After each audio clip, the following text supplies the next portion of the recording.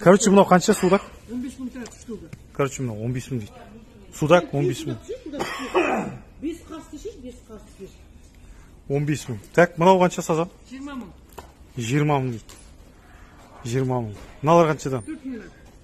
4 мың, штук 4 мыңнан да. Короче, мыналар 4. Мыналар 4. 2,5, 2,5 мың. Мынау 20 мың да сонда да? Мынау, короче, 20 мың теңге. 10 кило қызыл.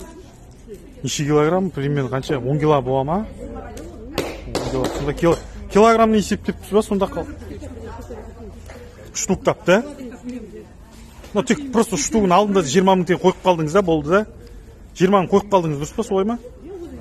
Мынау 15 мың теңге. В общем, судактан сорпа ішкен келсе, онда 15 мың теңге, короче. Сол. Так. Ал осылай.